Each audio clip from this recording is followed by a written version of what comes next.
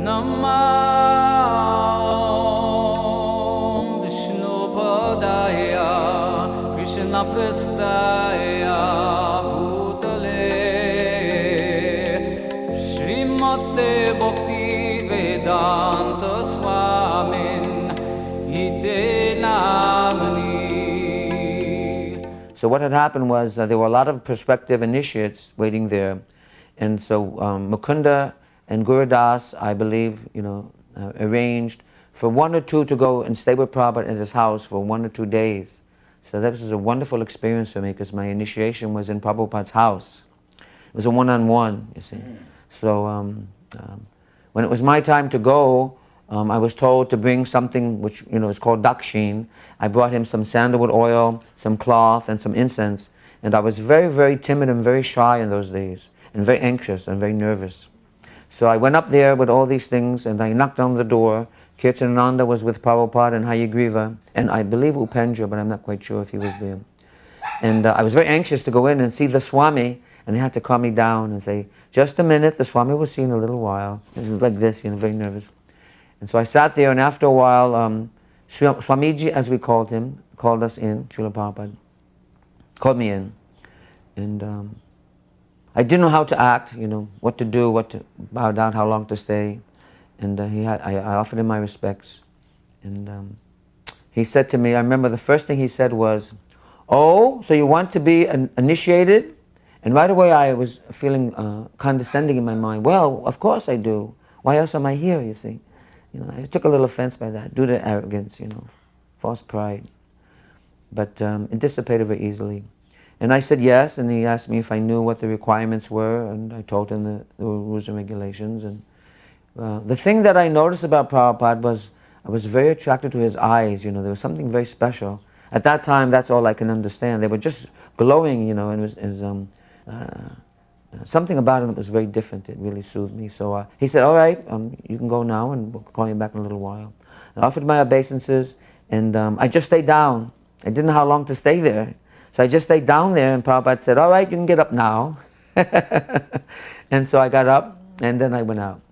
And I don't recall exactly what I was doing, but we were sitting outside for a while. A little while later, I think it was Kirtananda called me, and he nudged me. He said, come in, the Swami wants to see you. So he called me in. Prabhupada was sitting on his bed. I sat on the floor. It was a very narrow room, maybe 4 or 5 feet wide and 8 or 9 long, approximately. I remember there was a picture that Jayadvaita had painted of or somebody, Jagannath Puri, at one side of the bed, and one on this side of Prabhupada. I don't recall. It might have been his Gurudev, Srila Bhaktisiddhanta Saraswati Thakur. And he told me the basic rules and regulations, checked with me again if I knew them, and I told him. And then he chanted on my beads. And there was no fire sacrifice for my first initiation. And then he said, my name is Aniruddha. Aniruddha. I remember that's how Prabhupada said it. I remember that Dha. And I said, what does it mean? He said, it's the grandson of Krishna. I couldn't think of anything to say. I was very fidgety. So then he said, do you have any questions? And I was foolish. I couldn't think of anything intelligent to say. And I remember reading that one of the qualities of a devotee is that he's grave. So I said, what does grave mean? It's just a silly question. Prabhupada looked at me, But he just smiled and he told me what it meant, And then I left his association. Again, I offered my obeisances and went out. Then I don't remember if he asked me if there was anything I wanted to ask him or if I just blurted it out. But I do remember that it was just like the enormity of the implication of what I was doing. It was beginning to dawn on me.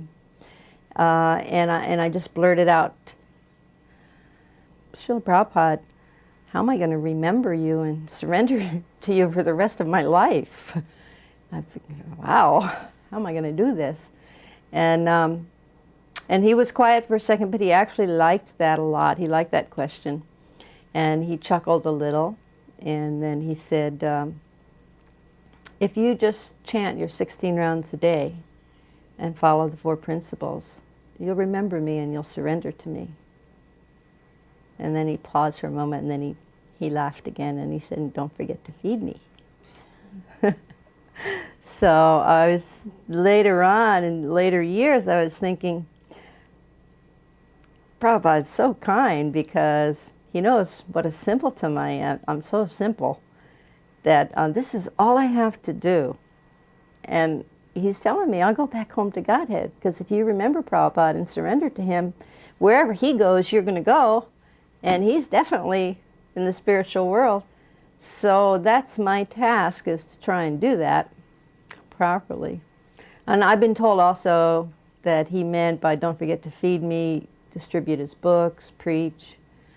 But I think he meant don't forget to offer food to him so I don't take anything that isn't prasadam. Well, I really developed kind of personal contact with Prabhupada when the temple left the La Cienega place, which was rented, and that time they purchased the place on Watsika. And it was Gargamuni and Dayananda, the old Dayananda, who were working closely with Prabhupada in the negotiations with I think it was the Methodist Church group. And I was just doing service, going out on sankirtan. And then Gargamuni said, well, we need somebody to build the temple, to redecorate. And somehow I got volunteered, or I don't know exactly how I got involved. I didn't have any real strong background in construction or anything. And I remember Gargamuni said, okay, well, you're going to be the person, and Prabhupada has a plan. So I went up to Prabhupada's room, and he made a little diagram of how he wanted the 3 doors. This was when the temple was in the other, not in the big sanctuary where it is now, but in that other hall that was in the back. And I started doing that construction. That was my full-time job. Everybody else was going on sankirtan or whatever, and I was just involved in that. And Prabhupada would frequently come down and take a look and say, oh yes, and let's do this, and let's do that. And then I would be called up to his room to give a progress report, or he would make some comments. So that was when in that activity I spent a lot of time, or relatively a lot of time with Prabhupada, always on practical matters, Should this be tile? Should this be, what color should this be? Things like that. So that's when I kind of, I guess you'd say we became, there was, he knew who I was directly, and there was a lot of, relatively, a lot of association. And then when Gargamuni, I don't remember all the details, there was the thing about Brahmananda and Gargamuni and all the, I was out of the political circle. I didn't know what was going on in the politics of the leadership, the devotee leadership. But all of a sudden, it was announced that Gargamuni and Brahmananda and Tamal Krishna and Vishnu Janan were all going to take sannyas and go to India. And the presidency of the Los Angeles temple just kind of fell on me by default. And I think only because I was prominent in the sense of I had done a lot of practical work. I don't remember showing any distinction doctrinally or philosophically or anywhere like that. In fact, I'd spent the previous several months all by myself just doing the work in the temple. But somehow or other it fell on me. And shortly thereafter, it was after that Prabhupada decided to organize the GBC and the BBT. And I was, by virtue of the fact that I was at that point the president of the LA temple, which was one of the bigger temples, and Prabhupada was spending more time there than just about any other place, because I think he found it conducive. He had an apartment of his own, and he was able to work on his books. And then I got drafted into those positions also. It all came about very quickly, and it was rather dramatic for me. I didn't really know exactly what was going on, or if I was qualified or could handle any of it, but that's how all that developed. A little while later, Prabhupada was calling me, but I had already forgotten my name. He was calling Aniruddha, but I didn't know who he was calling, so I was just sitting there. And there was probably Kirtanand who came nudging me saying, the Swami is calling you, the Swami is calling you. So I went in, but I don't recall exactly what he said, at the time. I've heard this from a lot of my god brothers and sisters. We're so nervous and don't know how to act. We don't always remember the specifics, But the overall impression was overwhelming. Later on, it had such a great effect upon me, even just a short time later. But initially, I was bewildered. What I did remember, I spent 1 night and 2 days with Srila Prabhupada, is that the fact that his life was so perfectly organized, everything was at a certain time, He had his time for waking up, time for japa, time for bath, time for massage, time for the meal, a time to take prasadam. We took a walk at a certain time. This was so impressive to me. My life had been so disorganized for so many years, and I really was very attracted to that. And they used to bring Prabhupada in to give these silent darshans when he was sick, in his last days. And during that time, I felt he was training us for being able to communicate with him after he left the planet, because he would just come and they would place him under the tamal tree, and then the little Gurukula boy would play his kartals and they would dance for him, and one boy would just do the kirtan for Prabhupada. So we were always, of course, fighting to sit in the seats right in front of Srila Prabhupada when they would bring him in, and they would take him in front of Gaurani Tai and then Krishna Balaram and then Radha Sundar, and then bring his rocking chair down in front of the tamal tree. And then we would all sort of vie for a place to sit in front of Prabhupada and just sit there. And then this little kirtan would go on, and the 2 or 3 Gurukula boys would dance for Prabhupada, and he would at most nod his head. And so it was one of those days, and usually I was sort of in the back because I was one of the newest devotees, and so I always felt I didn't really have a right to push forward too much. But one day I was right in front of him, and I was going to get a seat right in front of Srila Prabhupada. I couldn't believe how lucky I was. And it was sort of like everybody sort of pushing and shoving to get a place, And so we went to sit down, and there was a little girl here who was a daughter of one of the devotees, and she was actually retarded. And later she left her body here and took an overdose. She took malaria medicine that was laying around her parents' room, and she left her body. And but she was there, and she was somehow going to sit down in the same seat where I was sitting, or where we were all sitting. And the girl next to me, the devotee next to me, took the little girl and sort of pushed her out of the way. And I looked at her and I thought, she shouldn't have done that. Oh, she shouldn't have pushed that little child. But I sort of sat down and I looked up, and Prabhupada was staring right at us. And I thought, but Prabhupada, I didn't do it. I didn't do it. She did it. I didn't push the child. But he was staring just as intently at me as he was at the girl who had pushed the child. And I realized that I was just as responsible because I had done nothing about it. I had done nothing to placate the child or find the child a seat. My heart had not shown the compassion that it should have in that particular situation. So I've been working on that ever since, trying to develop that quality of, because simultaneously we have to be humble, but we also have to be compassionate toward everyone. So that was a rather direct lesson for me. I know I walked with Srila Prabhupada on the ocean in the morning, and we had kirtan. It was a little fast, and Prabhupada said a little slower. And then I was going back on the bus, and I was trying to think, well, I don't feel any different, I'm still thinking that a spiritual master is something like magic, or you have to get some charge or something, And I was riding thinking, well, I expected to feel something different, and I didn't. But as we were approaching the city, I felt such a surge of enthusiasm to be very serious, that I wanted to be very strict with myself. I wanted to remain celibate, and I wanted to be brahmachari, and all the things Prabhupada was talking about, And so I came back to the temple with this mood of enthusiasm, and they told me, you'll get over it. Because the San Francisco temple in those days was considered very, very loose compared to New York, which was very, very strict. San Francisco was a different mood, and they were all wearing flowery clothes, and there wasn't such a strict following there. After some of the kirtans, the devotees would go off to the local coffee shop and have donuts and so forth, So, but I was very attracted to what Prabhupada said. I wanted to be very serious in those days. from the very first time that Prabhupada gave me that little drawing of how he envisioned the front part of the temple there in LA, I would say 95% of my contact and association with Prabhupada always had to do with specific practical matters.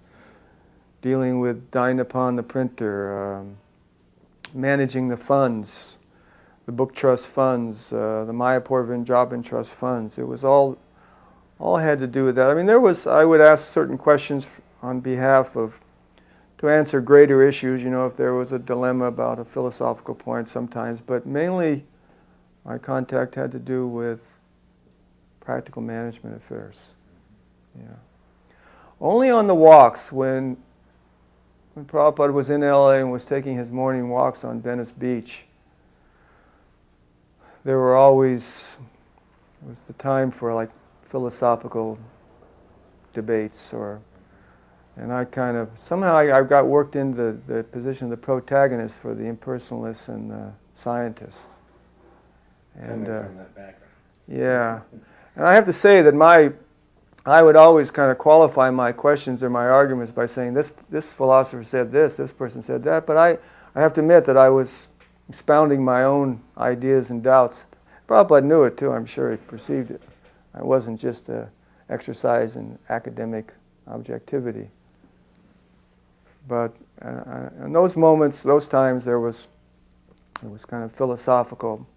But other than that, it was pretty practical. Yeah. I didn't know what type of show it was, so I mentioned to the producer that we had an album called The Happening Album. I gave him prospectus, and so they saw that. The interviewer, the first thing he said to Srila Prabhupada was, "Oh, Swami, I understand you have a record album. You must make a lot of money." And Prabhupada just smiled at him and said, "Yes, $1,000 a week." So he was defeated immediately because he was trying to get an audience. There was several popular shows at that time. He thought this was just some strange cult or something or other. He could cut him apart. So the interview in the end went along like that, but afterwards the producer couldn't look us in the face because he saw how genuine Srila Prabhupada was, you see. And then, but the Les Crane show was wonderful. There, we get in there, and the beginning of the show was Prabhupada chanting Bandeham prayers. It went on, they allowed it to go on for a longer period than they planned, and then he chanted Hare Krishna, and they had beautiful visuals of him and so forth, and devotees. And then they interviewed him, asking him the general questions about sadhana and so forth and so on. Prabhupada made the audience his friend right away. He was a real gentleman. He spoke very kindly, and he smiled, and he said, "And I am such and such of age, and I even have my original teeth."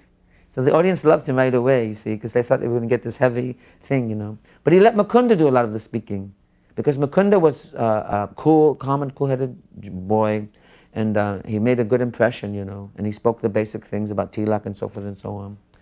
And then the latter part of the show, they had this Youth for Christ group on, and they were very dogmatic, Christ is the only way and so forth and so on, and so the audience didn't like them very much, actually. And even after the show, they were very much taken with Srila Prabhupada. In the parking lot, they came over to him and saw that he was a genuine person. This is the quality, that Prabhupada had. He was not like any of those other bogus gurus. Prabhupada said that before I have come to the Western world, all these other yogis have been just speculating on the mental platform, you see. So certainly, and he was just a perfect Vaishnava gentleman, so he never disturbed anybody. I remember one time in Mayapur, I was helping Daiva Shakti make the fruit for Srila Prabhupada in the morning, and Sridhakirti was his servant, and he said, Srila Prabhupada said that you should taste the watermelon before you put it on the plate to make sure it's okay. And so, he told us that, and I thought, I can't taste the watermelon before I put it on Srila Prabhupada's plate. I just can't. I'll just get the one that looks the best and put it on his plate. And of course, it was no good. And the next day I heard, this, you didn't taste the watermelon and it was no good, and Srila Prabhupada was very displeased. So he does reciprocate. My realization about Srila Prabhupada is that he reciprocates through others. That's the way he's done it for me, because I've never had the association that other older devotees have had. But somehow or another, his mercy is always there. Then we had these college engagements. The UCLA was a fiasco. Nobody showed up. And Prabhupada gets to this place that I had arranged, due to my inexperience. I didn't do it very properly, and we didn't have much Lakshmi to advertise. And so nobody is there. So Prabhupada looks at me and he says, "So, Aniruddha?" And I just was being very shy. I just felt like I was about this size, I wanted to hide somewhere. And he said, "That is all right, let us have kirtan." So we had kirtan, and then some Indian student saw that there was some kind of sadhu inside, and he came in to speak with Srila Prabhupada. And they were speaking in their local language, probably Bengali or whatever. And you could see he was a bit challenging, like a smart, like the Brahmanas who are impersonalists and so forth, intelligence and so forth. And there was a tone of argument there anyway.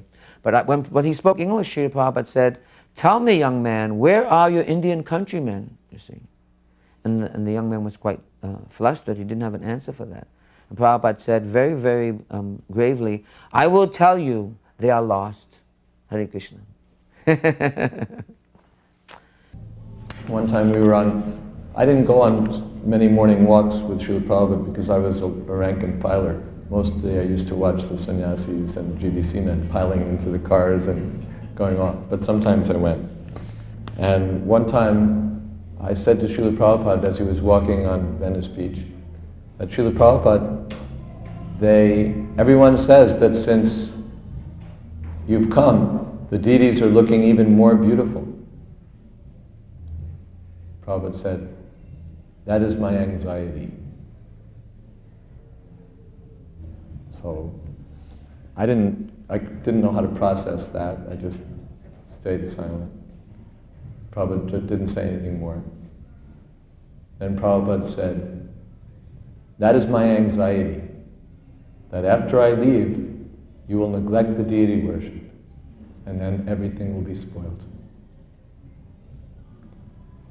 We bought our incense at the Vedanta Society, which was at that time, their property was on where Hollywood and Vine intersect. You take Vine, going up to the bottom of the hills, and they had an ashram about a quarter of the way up there. And it was a private place, nice property. And I go there to buy incense because they had the best incense at that time. And I mentioned that to Prabhupada. He said, "I want to go and see that place."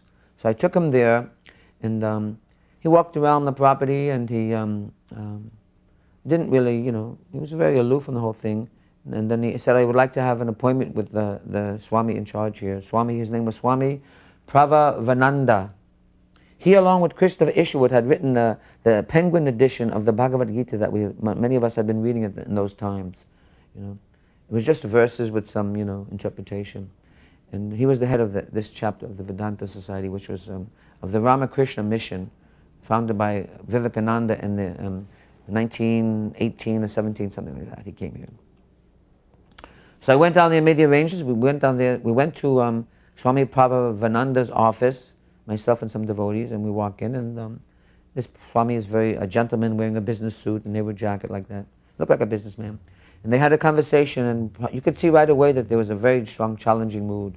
We didn't understand what was going on, but our feeling was it wasn't very enlivening. We were not enthused by the conversation. Prabhupada was all aglow. He was saying, "Oh, Chaitanya," and this man was saying, "No, Swami, Chaitanya, no." So on the way back in the car, we were very quiet. There wasn't very much enthusiasm. We were just chanting. Everything was quiet. And then Prabhupada said, this Vedanta Society was introduced in America by Swami Vivekananda, who was preaching about Ramakrishna." He said, Ramakrishna was not very popular in India, but Swami Vivekananda, he came here. He was a very intellectual type, wearing a turban, and he spoke and he told everybody how great Ramakrishna was. And he attracted very scholarly, a lot of elderly people and so forth to get money, and he became famous. Then he went back to India, so anything that became famous in America, then the Indians would follow. So he became famous that way. But in India, Prabhupada said he wasn't really much of anything, He's just a concoction, really. And then he said, the Swami Vivekananda, he came here 50 years ago, and they have only now 7 centers. He didn't even say only, he said they have 7 centers. And then he just smiled and he said, "And we too have 7 centers." So everybody said, "Jai!" And Prabhupada just lifted us up and made us understand how much this movement has power and is growing, which was always the way he did things like that. I just read a letter that Prabhupada had written from here to Janardhan in Montreal, where he said, just the other day we went to see Swami Prabhupada of the Vedanta Society, and Swami Vivekananda has preached that Ramakrishna is an incarnation of Lord Chaitanya. In his last life he was Lord Chaitanya, something like that, you see. And he said, just see what kind of philosophy this is, that how could Krishna was preaching one thing and now he's preaching something else, you see. In other words, you understand. So this is why this so-called Swami was getting very upset, because Prabhupada was saying these kind of things to him, you see. So we understood. I was thinking at the time, due to my immaturity, that he was arguing about placing our books in their stores, but I understand they're all impersonalists. They would never put our books there. I had no idea what was going on. And another time in Dallas, he was visiting the Dallas Gurukula. This was, I'm definitely a demon. I just have this demoniac heart, and we had this kirtan in Dallas, and Prabhupada was there, Vishnu Janand Swami was there, Jayadvaita was there, a lot of big devotees were there, and it was one of the most ecstatic kirtans I've ever experienced. Everybody was 5 feet off the ground. Jayadvaita was flying in the air, twirling on the way down, and Prabhupada was, and there were waves of devotees were just running back and forth. And Srila Prabhupada was, he was always in ecstasy, but you could see there was this great feeling permeating the entire Dallas room. And I had this demoniac thought. The mind is just amazing. And I thought, everybody loves Prabhupada. Everybody's worshiping Prabhupada. I want to see if he's really transcendental. So it was palpable, the affection and love and the honor that everybody was giving to Srila Prabhupada. So I thought, I want to see what he does. So after the kirtan was over and everybody was paying obeisances, I stood up or sat up and just looked at him. I wanted to see what expression was on his face. Was he like gloating because everybody was worshiping him, or I wanted to see what kind of expression he had. And he was glancing over to that side of the room, and he glanced over and he saw me, and for a fraction of a second it was just like disbelief or shock that I could be so gross and fallen, I guess. And then it was like that. He immediately was just totally transcendental and not bothered by it. And I could just see that he was embarrassed for me and that he was totally transcendental. It was such a great lesson for my stone heart to see that he was totally in control all the time, humble servant of Krishna. Also on that occasion, Prabhupada said this balcony system is very nice. So this balcony system is very nice. He said, and if possible, there should be separate entrances also for the men and the ladies. Well, he used, he had a lot of Bengali proverbs and sayings, practical things like, if you can make $12 running around, you can make $13 sitting down. He told me once, I was the treasurer for the BBT and the Mayavur Vrndavana Trust, and he told me, he said, the treasurer never reveals how much is in the treasury room. Because as soon as you and he was meaning to the devotees in general, he says, as soon as you reveal how much is there, then everybody will want to plunder it. So I was always tight-lipped. And I told Prabhupada once, I'm always exhorting the devotees to pay the bills and send more money, and I'm always using it as a tactic that, it's an emergency, we got to pay this bill, and for sometimes that was the case, but a lot of times there was money in the account. I was just trying to keep the money coming. And Prabhupada said, yes, this is correct. He wasn't authorizing me to be deceptive, overtly deceptive, but discretion, and you have to be practical. Don't get carried away on ideological absolutes of, how do you say, honesty.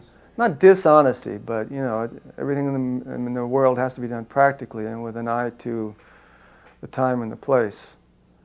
And in that way, it was I got a lot of what one of the early reviewers of that first Gita, that first Macmillan Gita, I don't know if it was Ginsberg, but one of the early reviewers said, that Prabhupada was full of Hindu granny wisdom.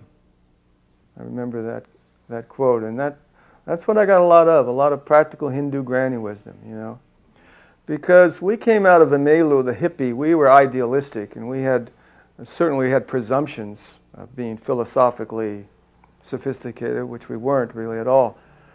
But most of us had a real lack of just practical, down-to-earth sense about how to do anything, you know, in an organized or systematic way.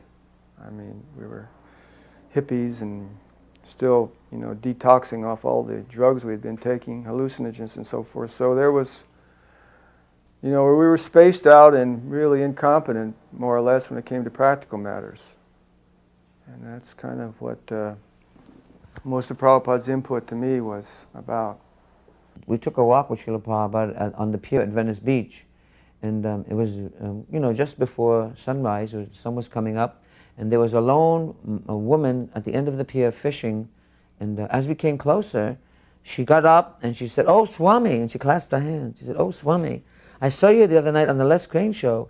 It's so nice to meet you, you know." And she was fishing, and that's all she said. And afterwards, Prabhupada said, just the fact that she gave respect to a saintly person, she will advance so much, you see.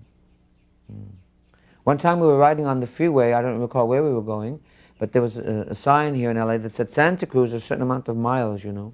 And Prabhupada said, "What is this Santa Cruz?" So I told him, you know, my literal understanding of the translation in Spanish. It's a name for Lord Jesus. It means Saint of the Cross, you know, just literally. He said, "Ah, yes, in India there was a place called Santa Cruz also that was founded by some missionaries," he said. It comes from the word Shanta, which means saintly, he said. "You can call me Shanta Bhaktivedanta."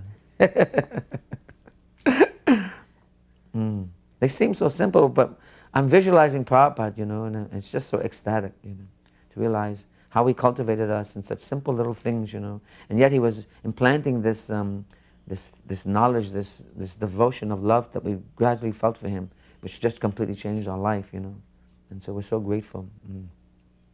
And I think the other quality which I really admired in Prabhupada was his ability when he was preaching to be able to comprehend where the person was that he was speaking to, so that he could speak to that person directly from where that person was at, where that person's philosophical understanding was, where that person's self-realization was, exactly what platform he was on. And it was as if he would come directly inside of the other person and then convince them, step by step, that Krishna was real, that, you know, just as he did it in my life, but I think with everyone, you know, he just was able to see, and I pray for that ability somehow, to even a small part of that ability, to be able to not be threatened at all by where the other person is, and to somehow open their heart a little bit to be able to see Krishna and accept Krishna consciousness, the way that Prabhupada was so expert at doing, and still doing.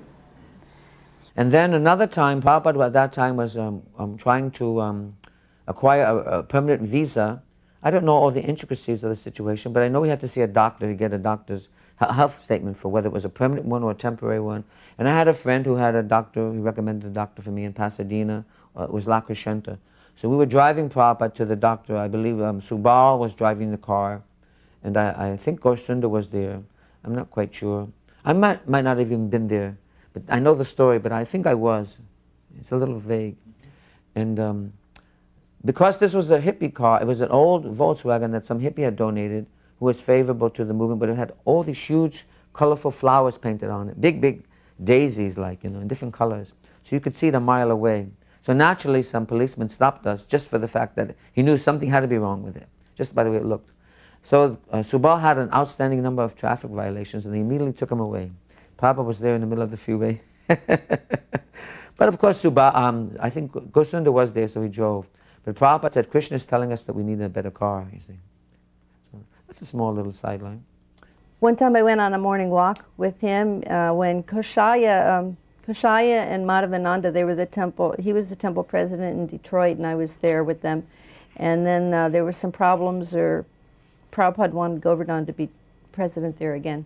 So we went to New York, and I joined them in New York. And we went on a morning walk with Prabhupada. And of course, as women, we weren't able to walk up close to Prabhupada. But I remember on this one morning walk, I just thought this was so wonderful. We were walking on the pavement, and Prabhupada stopped, everybody stopped, and looked down at the crack on the pavement and said, "Look at this plant. The living entity is so powerful that it's pushing through the cement." He was just making a example of how the Atma is so strong that it can actually crack through the cement.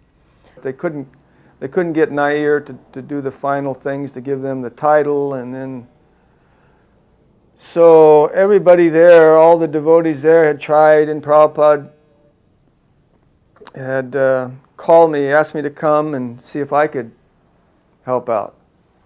I don't, a babe in the woods landing in India, dealing with, the levels of sophistication of manipulation and deception there are just light years ahead of what usually exists in the West. So I went there, and I just, I didn't do any good. I was kind of puffed up. I arrived there thinking, well, now the American management know-how is going to set everything straight, Save the day. And I didn't have any idea what I was going to find in India. So I spent about 2 weeks there and realized there was a morass that I didn't have the slightest notion of how to deal with it. I went and saw Mr. Nair, and it was completely naive on my part.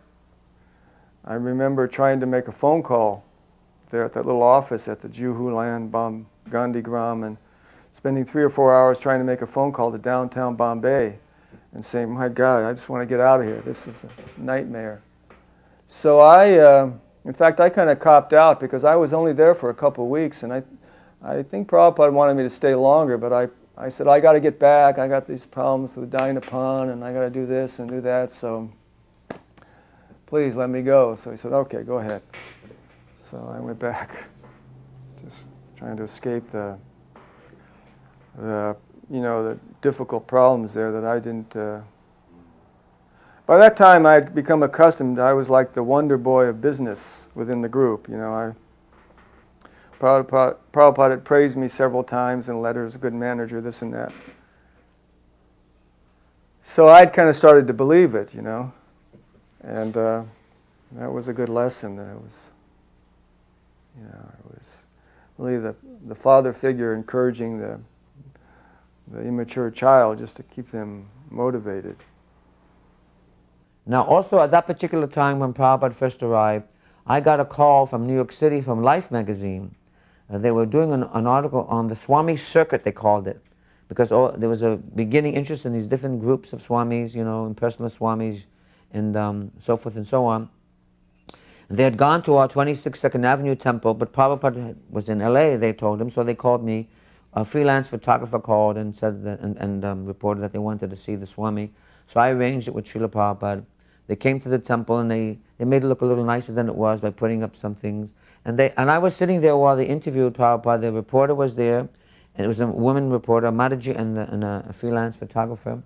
And they asked Prabhupada some questions, but basically first he described the mission he was on, and they didn't write any of those things down. I was watching, which was very typical of the reporters in those days.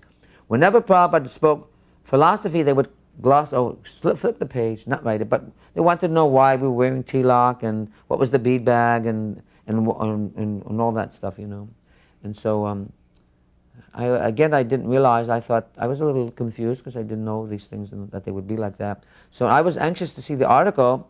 There was not a word of what Prabhupada said in the article, but they did say, of all the groups that they mentioned, you can't get this Hare Krishna mantra out of your head.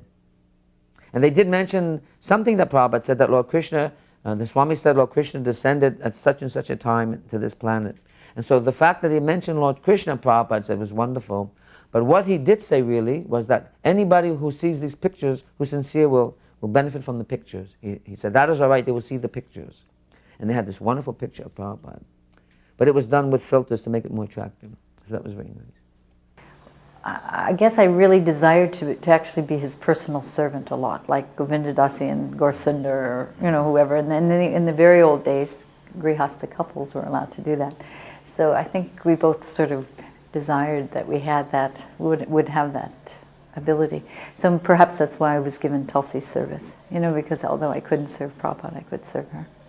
So that really helped me a lot to have that personal service. So, but this time Prabhupada was in LA, always in the back. They had promised that whoever worked 13 hours, did service 13 hours a day, could take his personal darshan, or at least go on a morning walk. And of course, I sort of didn't belong to any particular club or, like department, so I didn't get to do any of those things. So we were waiting for Prabhupada to come out after class. I guess he was going on his morning walk, and we were standing outside the door way in the back because we were new devotees and unimportant and so many things, and we were sort of scuffling around feeling sorry for ourselves that we'd come so late to the movement to not really be able to be with Prabhupada very much. So he gets in his car, and in LA there's a sort of this sidewalk that comes up, and the car is down lower than the sidewalk. So Prabhupada got in the car, and the car was coming out. And previous to that, we were in the back, but somehow, as the car came out of this little driveway, we ended up being right at the edge of the driveway. And I don't even know how we got there, because there were so many devotees waiting for him. But somehow we were right on the edge, and as we looked out, Srila Prabhupada was looking right at us. But we didn't. All I could see were these red orbs, like suns, just piercing through me, and then in my heart and also my husband's heart, we felt as if he said, "So, what do you want to say? What do you want?" And we both instantly reeled back from that sidewalk, way back toward the sign, that was in the middle. We found ourselves both back there, sort of going like this, from this. Obviously we weren't ready for his association. But anyway, they were just like suns that pierced into our hearts and cleansed us, and on our minds as well. Prabhupada, let's see, he said, I remember he told me once that mung dal should always have a little bit of ghee in it, because otherwise it creates problems with the eyes. I don't know. I don't even remember how that came up, but I remember him telling me that mung dal always has to have ghee for the eyes. Devotees should eat simply. I remember asking him sometimes in LA about the diet. There was ghee should come from unsalted butter, but then we had a chance of getting this surplus butter from the government that was salted. And he said, "Oh yeah, okay, get it and make it into ghee. It can be used. It's not ideal." In San Francisco, we went on many walks with Srila Prabhupada. One of his favorite places was Stowe Lake, which is a beautiful lake in the middle of Golden Gate Park. And actually, Prabhupada called it a garden because it's architecturally landscaped. It isn't natural like Griffith Park in Los Angeles. And Stowe Lake is a beautiful lake, and we'd walk there with Prabhupada. In the morning, there would be the same woman that would come all the time with her dog, and Prabhupada would always just say, "Hello, good morning, how are you?" You see, and she'd just smile. He never said Hare Krishna. So one morning, one of the disciples that were there, I forget who it was, one of my godbrothers, asked Prabhupada why. He said, "Swamiji, why do you not say Hare Krishna to her?" He said, "Probably," he said, "she would not say Hare Krishna back. And this way she gets the benefit of giving respect to a saintly person." It's the same kind of thing as in Venice. And another time we were in Hyderabad, at the Hyderabad farm, and we got left behind. All the devotees went on ahead, and Palika, and I think Ashaya was there. We went swimming, and we got left behind, and Prabhupada was just so relaxed. There's pictures of him there at the farm. He's leaning up against the tree, and he was just so happy, and he was asking us, did we have enough prasadam? Did we have enough saris? Were we comfortable? Was everything okay? How come we were there? And so we had to say that we got left behind, and he arranged specifically for a lorry truck to come and bring us back to Hyderabad. And he was just very caring and loving. And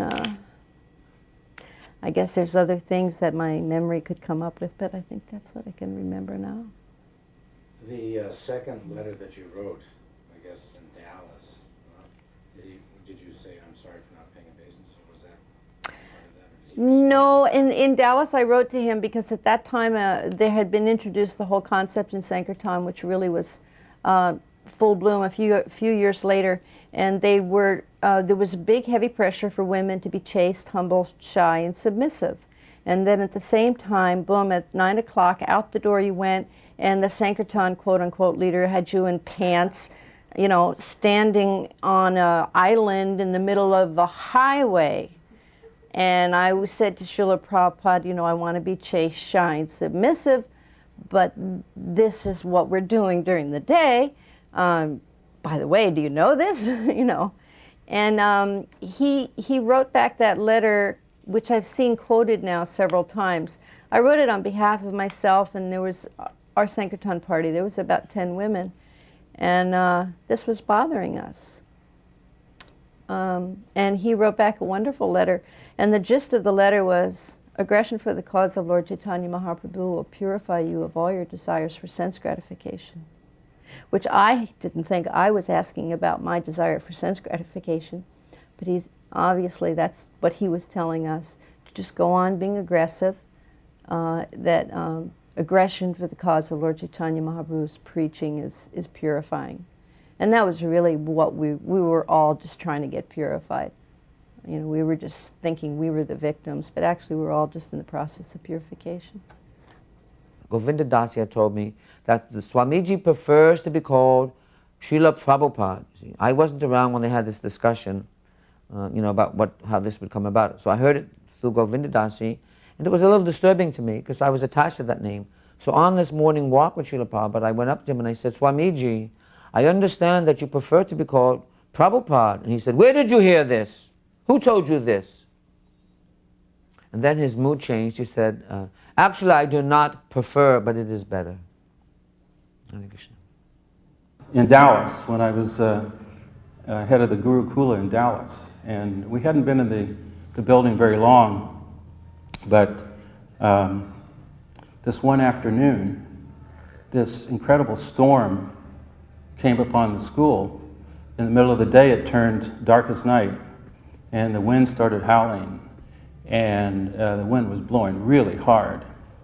After about 15 minutes, it blew away, and we went into this internal courtyard of the school, and this huge tree that was there had actually been blown to where it was leaning against one of the buildings where we took the shot. And you know, in those days we were young, but we had fairly large responsibilities. And I felt myself capable of making a decision. I brought someone out to check the tree, a professional, and he told me that the roots were not in very good shape and the tree needed to be cut down. So I immediately contracted to have the tree cut down. Several weeks later, Srila Prabhupada arrived, and the story was related to him, and he immediately wanted to know which fool had made this decision. And so I immediately came forward and took my instructions. And what I learned, not then, but later, was that Prabhupada was the consummate business person. And you know, what my chore should have been would to have gotten 2 or 3 different quotes and found the truth, rather than just proceed as I did. So, Srila Prabhupada had to struggle very hard to build the Juhu temple. The first struggle was to get the land, and the next struggle was to get the permission to build the temple. And the last struggle was to actually build the temple and install the deities. And we had worked very hard to get the permission, and the Indian permissions have many conditions to them. So they give you permission, but they don't really give you permission until you fulfill the conditions. So one of the conditions was that we had to have an access road of a certain width according to how long the road was going to be. And it just so happened that that right where the access road was supposed to go, there were some palm trees. And once when Srila Prabhupada came to Juhu after being away for some time, he noticed that one or two of the palm trees had been cut down, and he was very concerned, I would say upset. And he asked, why did you cut down the trees? And we thought we had the best answer, because we had to build the temple, to get the permission to build the temple. And Srila Prabhupada said, no. You go to the municipality and tell them it is against our religion to cut down trees. So we had no choice. And we did it, and of course they argued. But one thing that really struck me about how concerned Srila Prabhupada was for the trees was the next time he came back to Juhu after a world tour, he stopped in Tehran, I think just before he returned to India. And practically the first thing he said was, I was in Tehran, and I have seen, they have trees right in the middle of the streets there. So, we can also have trees in the middle of our street. It's not so strange. And in the end, we sort of, held our ground on Srila Prabhupada's order. And in the end, they gave us the permission. And we can see that tree that Srila Prabhupada protected is still standing there with all the asphalt around it. So I'm just thinking, if Srila Prabhupada has so much care and concern, and even love, I would say, for a tree, then what to speak of us? And it's just because of Srila Prabhupada's care and mercy and protection that we are able to stand in Krishna consciousness, no matter what else is around us. Srila Prabhupada used to use eucalyptus twigs to clean his teeth.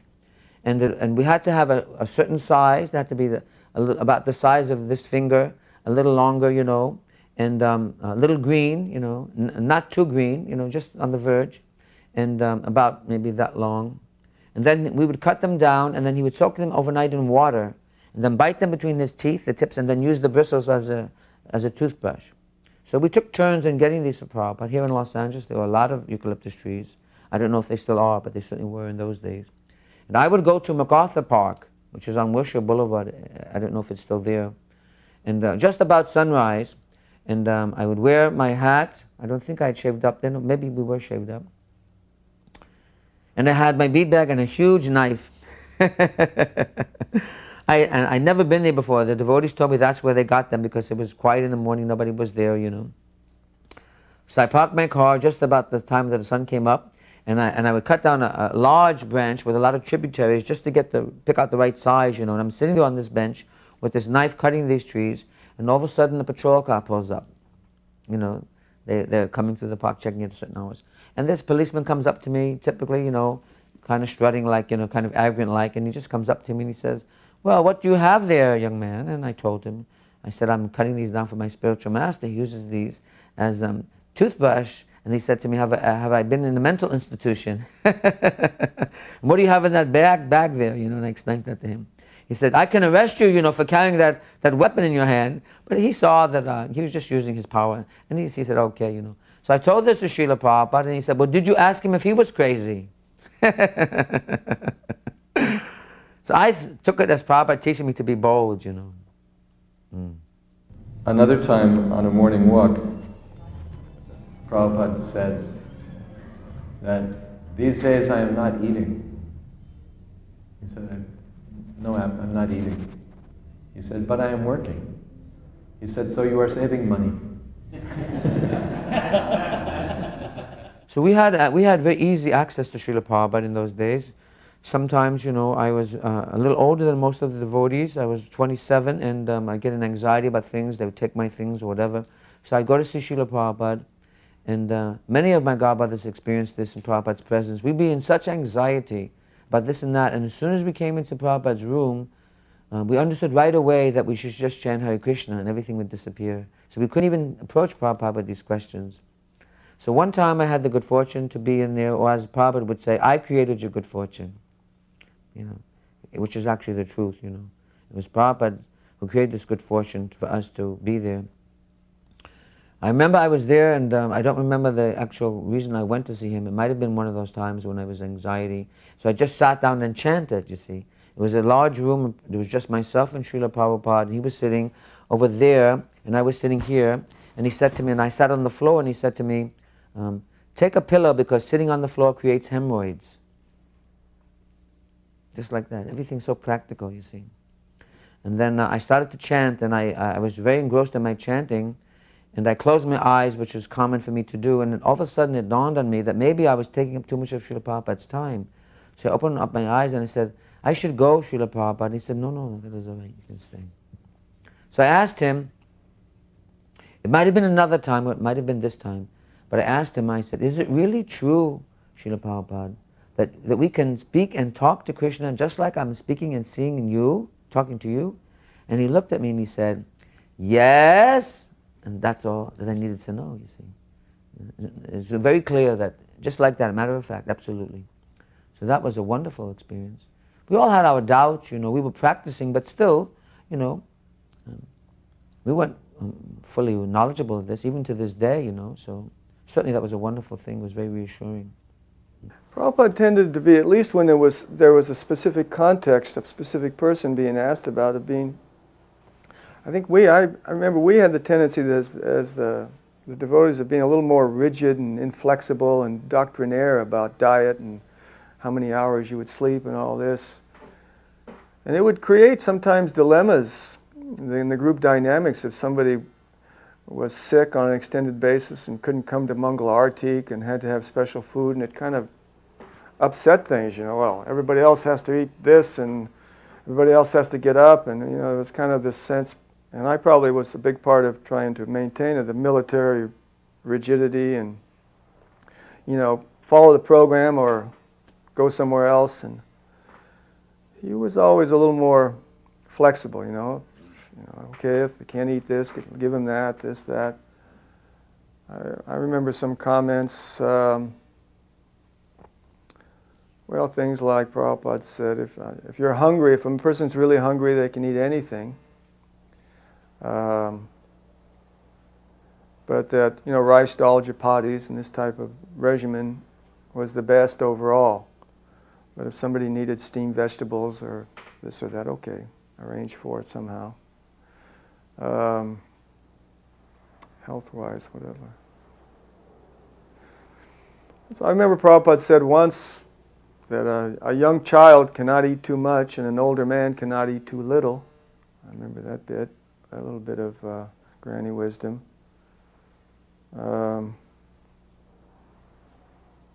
Western medicines and doctors, yes.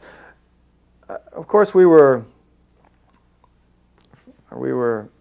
trying to follow the Eastern tradition. There wasn't much known about Ayurveda. Prabhupada, in those early days, there wasn't much talk about that. Before some devotees had gone to India and discovered, the herbal formulas, and there wasn't any dissemination about Ayurveda in the West at that time that I know of. Not even traditional Chinese medicine, practically nothing was known. There was the old macrobiotic thing, should we eat brown rice? And Prabhupada said, no, not generally, because we should eat what Krishna wants. Because there were some devotees, I think Nandu Kumar, who was Prabhupada's servant, was sometimes asking Prabhupada, well, shouldn't we eat raw sugar and macrobiotic rice and this and that? And Prabhupada said, no, we should eat what Krishna, we offer to Krishna. Srila Prabhupada said, he told a story which probably most of you have heard. He said, suppose some man is walking down the street and he sees some stick. He says, is it worth anything? No, Prabhupada, it's not worth anything. And he's walking and he sees some wire. He says, is it a very valuable thing? No, Prabhupada. And he's walking and he sees some gourd. Is it a very valuable thing?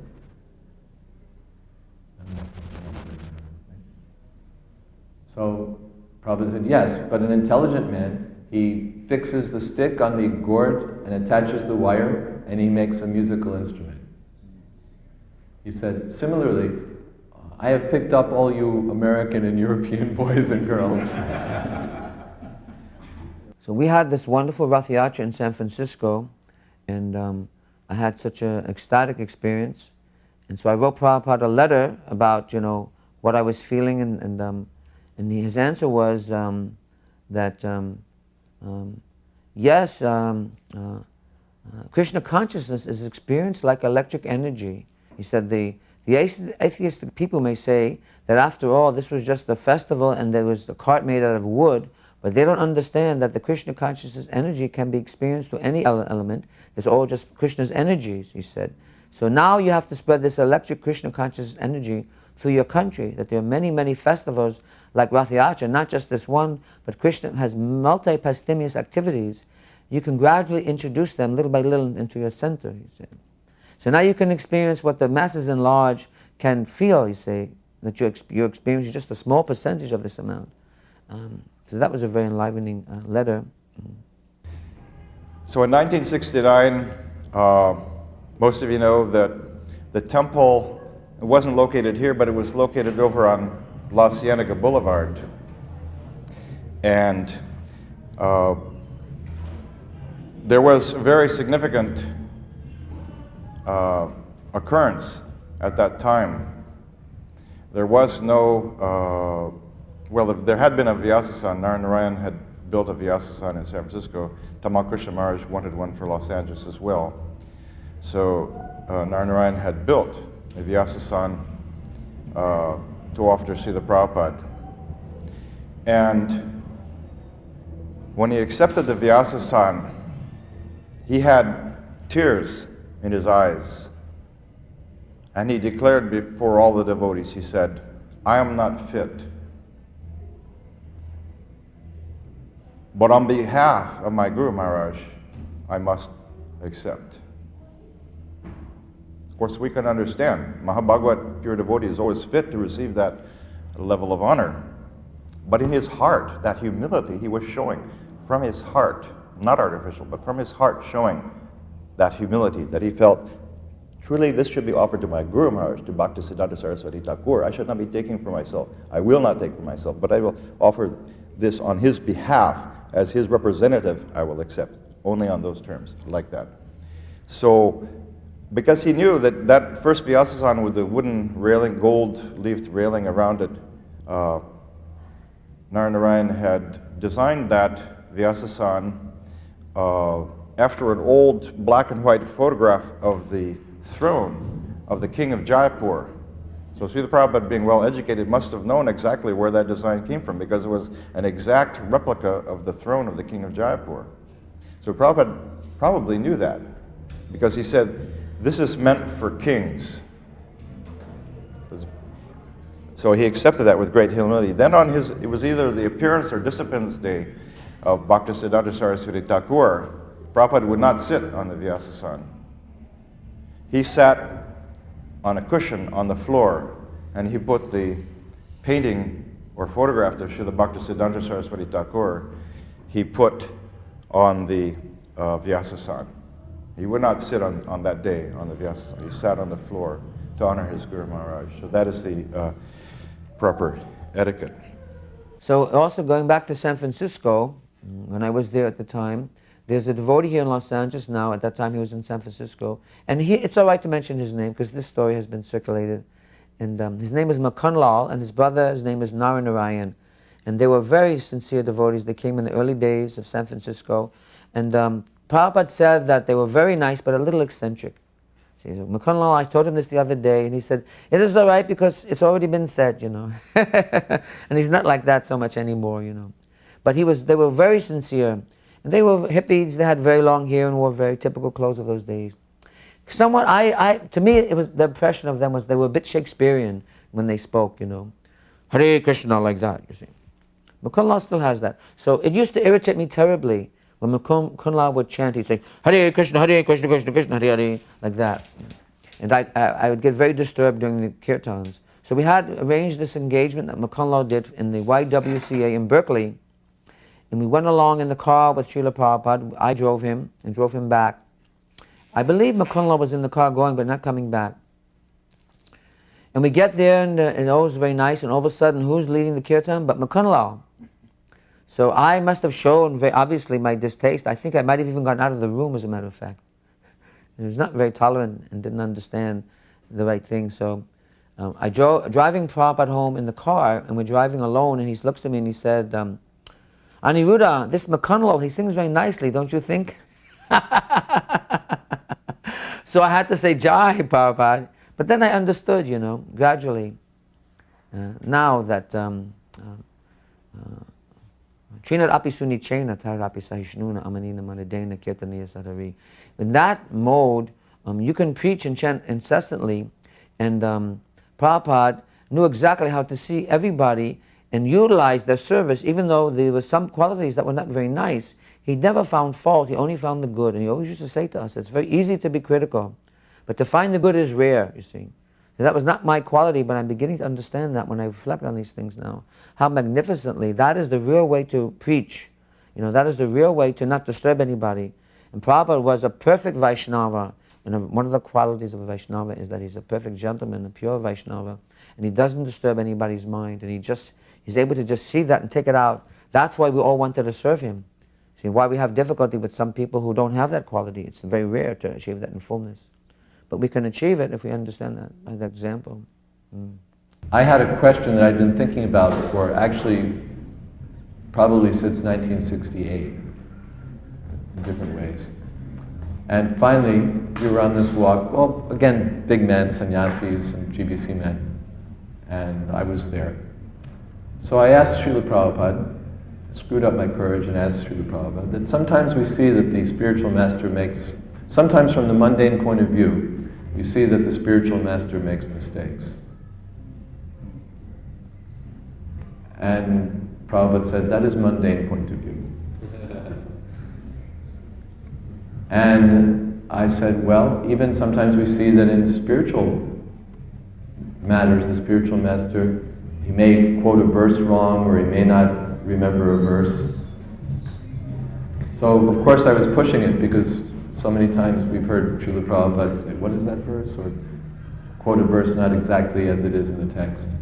So I said, sometimes we see, and then so Prabhupada said, again, that is mundane point of view. So just like Srila Gaura Das Babaji Maharaj, he could not even write his own name.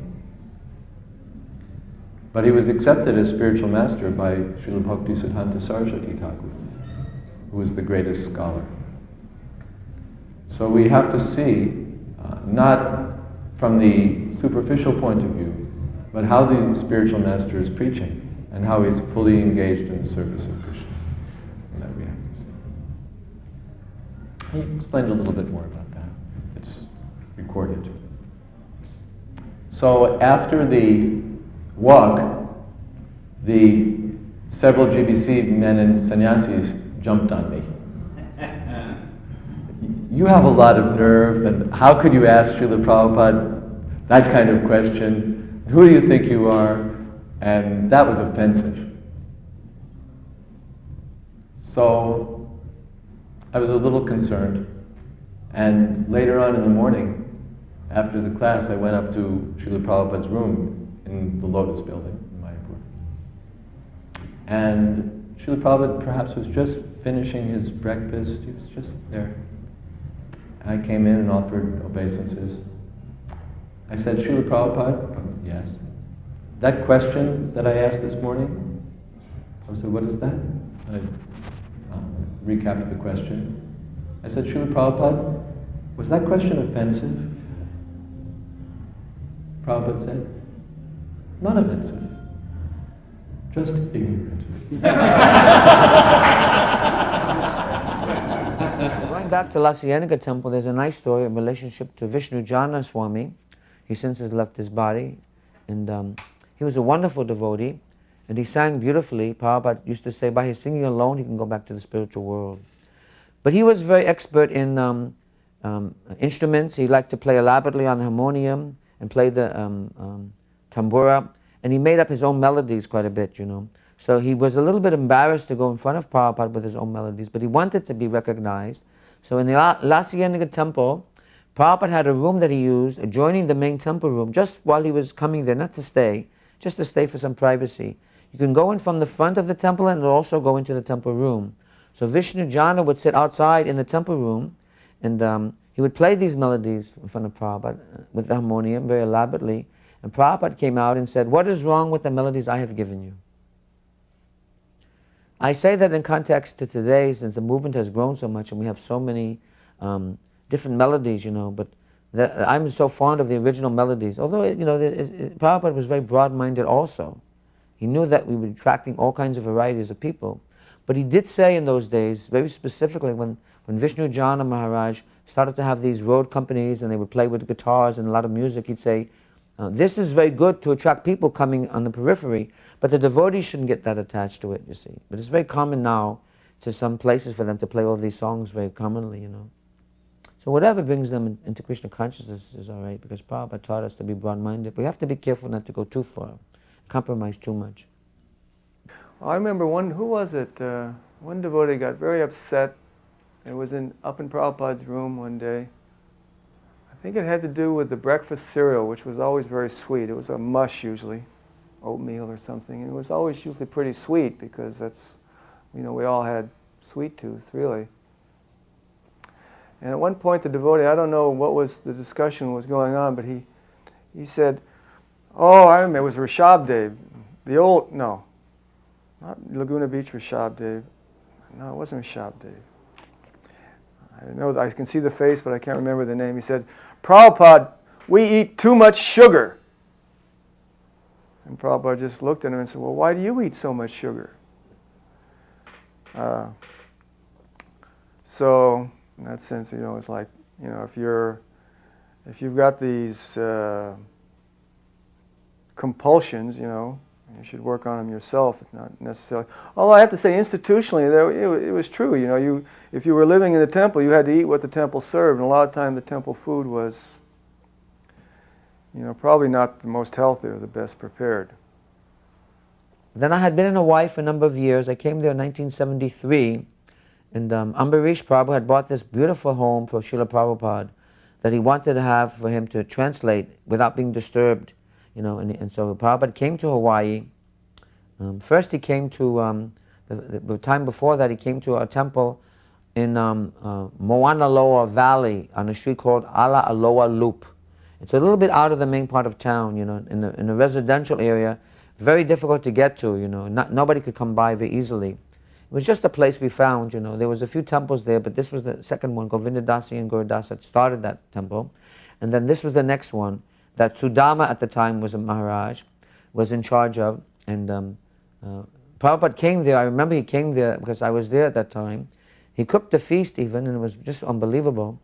And then I remember specifically we were having Guru Puj. And this has never left me all these years. We were chanting Shri Guru Charana Padma, and I opened my eyes and looked, and Prabhupada is saying, we should enter into the meaning of this, you see. I didn't quite grasp what that meant, but that has stayed with me all these years, you know. And it really is very, very deep meaning. I'm beginning to just get a little flash of that, you know. That this is very important, that when you really mean that you want to be serious to follow Srila Prabhupada, really mean it, you know, then I'm finding that the process is just really beginning for me with that attitude for the first time. And entering to the meaning really means to understand what Prabhupada is really doing. I don't know if you want to put this on the tape or not, you know.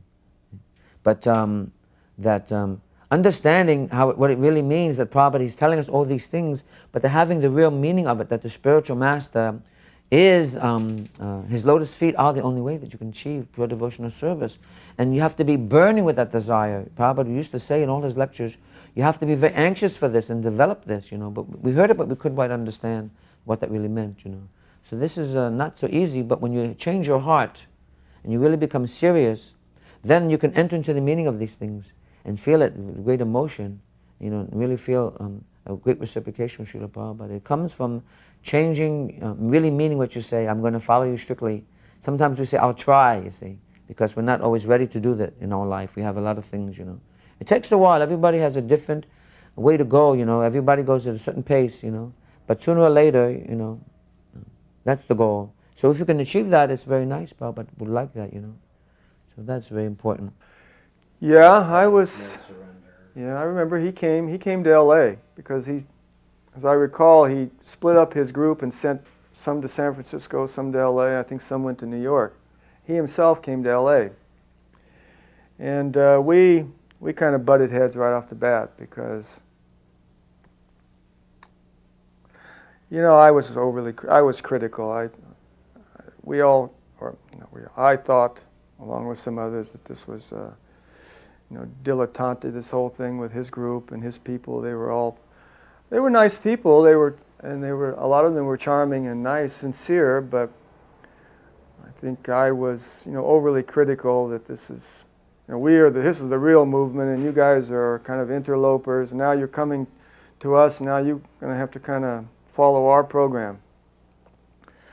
And a couple of his closer associates wanted to protect him and put him in a special position, and I was against that. I said, no, you're going to have to just follow the program like everybody else. So there were a couple spats. I remember he went up to Prabhupada and complained about me, and Prabhupada called me up, and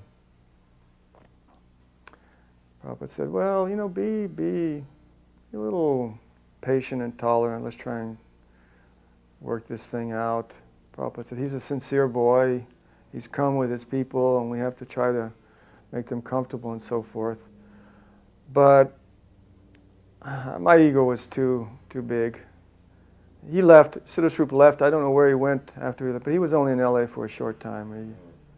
I think he had to go back to some place where he could kind of find his own space and be his own president GBC, you know, which was no different than a lot of others. You know, I mean, I was like that more than anybody else. As long as I was in LA in my own domain, so to speak, I was much more comfortable. As soon as I went somewhere else where I didn't have so much control over my environment and my schedule, I didn't like it.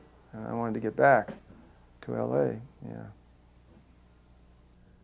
I would stay back, and one particular morning, I was sitting on the steps going up to the second floor, which led to Prabhupada's apartment, and some devotee had stayed back to guard Prabhupada's quarters. And I was talking to him, telling him probably some stories about Prabhupada. And just when I turned around, there was Prabhupada coming up the stairs, you see. So I had to offer my respects, of course. And he said, oh, Aniruddha, how are you? Just so general questions, you know.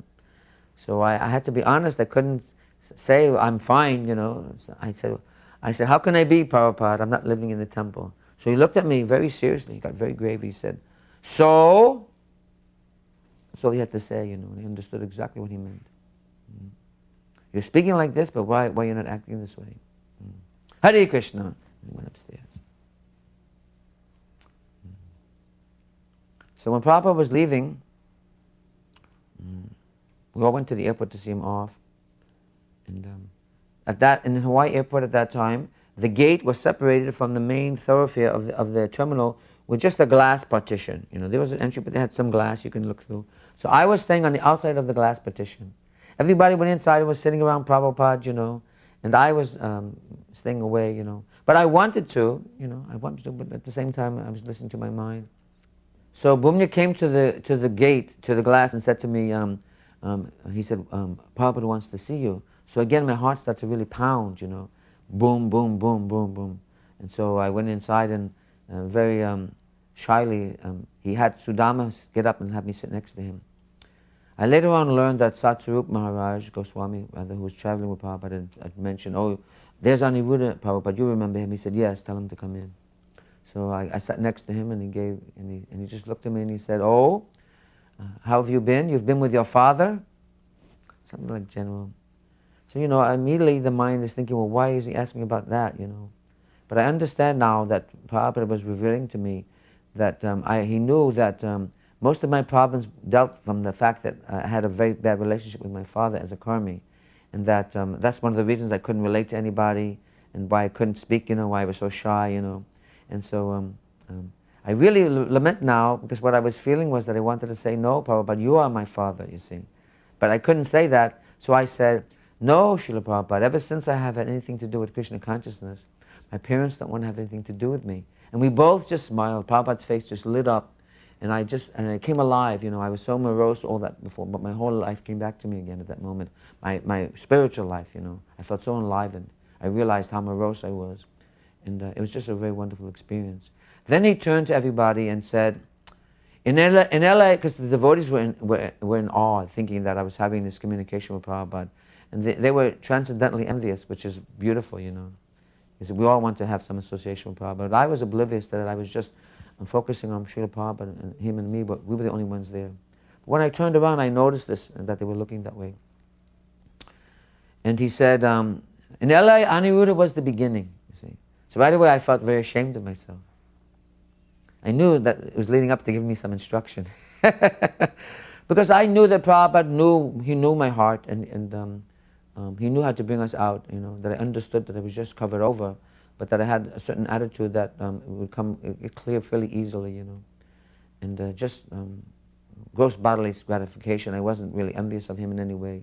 So I felt responsible to help that temple because of that, because the temple at the time was having difficulty, and I had a lot of experience in that in LA. So that was a reminder to me that I could help in that respect, you see. And then it was announced that it was time for his plane to leave. So Prabhupada was walking to the gate, and as he's walking towards the gate, he turns around, but he doesn't look at me, but I could see from the corner of my eye that he was looking at me like that. You can just see his eyes move. He said, Aniruddha, you take charge of sankirtan. And here was the instruction I was fearing. And I said, take charge, Prabhupada, because I wasn't even chanting my rounds or anything. And he said, yes, Hare Krishna. And he just went on the plane. So,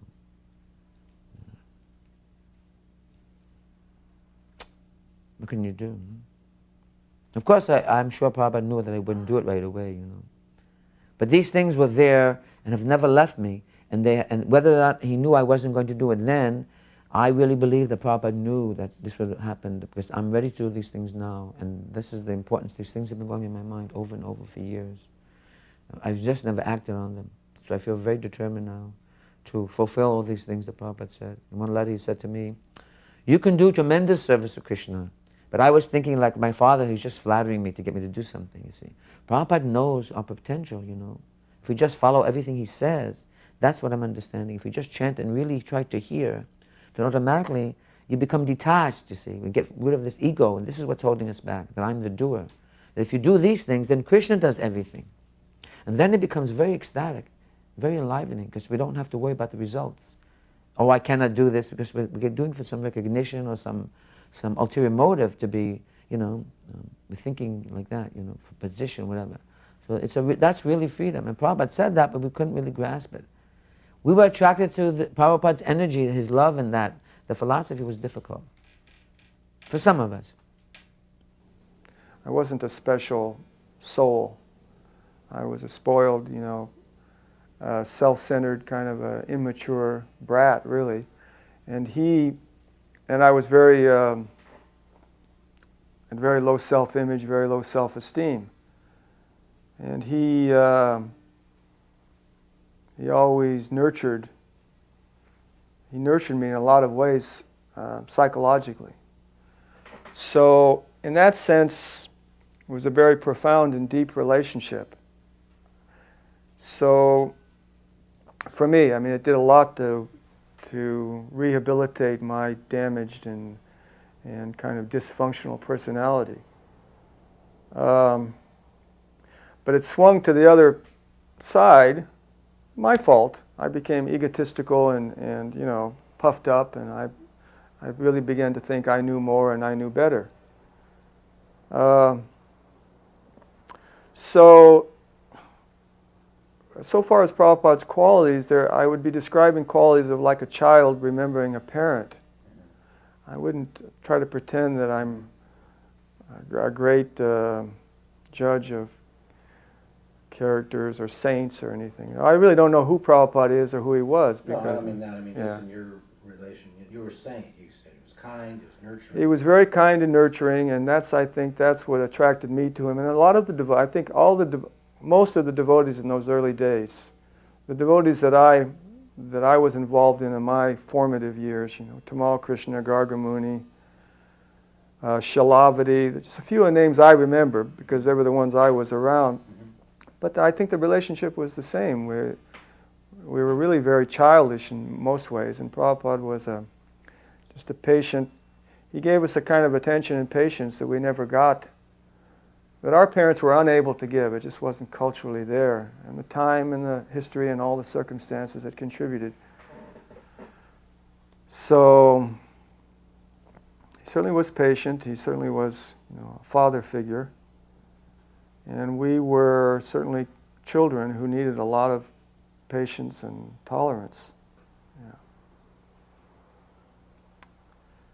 Yeah. Other than that, he was practical. He was sensible. He definitely was dedicated to his mission. I always thought that Prabhupada really worked. He was really alone. We were all more trouble for him than I think we helped. He was always telling us how much we helped him, but I think we were at least as much trouble, gave him as many headaches as we did any service. And he was really, he was centered that he carried on with his mission despite all of the hassles and the turmoils that we generally would provoke and generate. Although Prabhupada did say one time to Upenja had come back to Hawaii. I think Prabhupada was sending him to Fiji then to open up a temple. Upenja is one of the early God brothers from the early days. Just a wonderful devotee, so warm and kind and affectionate. So many devotees felt that way. And he was a young man, and Prabhupada took him under his wing in the beginning. And so he went back to LA with Prabhupada from Hawaii. And when Upenja came back, he said he was with Prabhupada in his room, and they were sitting together in a very intimate way. And Prabhupada just looked at him and said, Upenja, those were the good old days. He said, they will not be like that anymore. Yeah.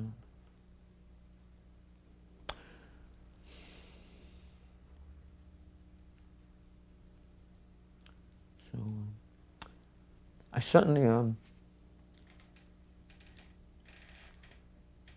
I would not exchange that experience. Everything has its purpose. Hare Krishna, Krishna Krishna, Krishna